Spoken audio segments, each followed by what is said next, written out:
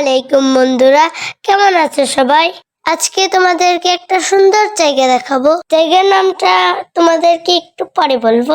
ভিডিওটা কালকে আমি গিয়েছিলাম আমার নানির বাড়ি। কালকের ওয়েদারটা প্রচন্ড গরম ছিল। নানির বাড়ি থেকে আসার সময় দুইটা রাস্তা আছে, তো আজকে আমরা এই রাস্তা দিয়ে এসেছি।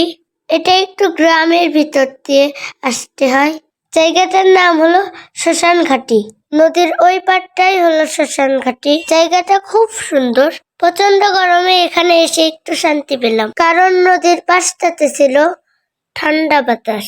এখানে একটা দাদু শুয়ে শুয়ে বিশ্রাম নিচ্ছিল। দেখো বন্ধুরা, ওই যে যেটা দেখা যাচ্ছে ওটাই শ্মশান। এখানে মরা দেহ পোড়ায়। সেজন্য আমার আম্মু বলছিল যে নদীর পাশটাতে তুমি যেও না, ভয় পাবে। কিন্তু আমি তো আম্মুর কথা শুনছিলাম না। এর পাশেই ছিল গুচ্ছ গ্রাম। তো জায়গাটা বেশ ভালোই লাগলো। তোমরা যদি কেউ আসতে চাও তাহলে আসবে। এটা হলো শেরপুর ফুলবাড়ি শ্মশান ঘাট। আজকের মতন ভিডিওটা এই পর্যন্তই। তোমরা সবাই ভালো থেকো।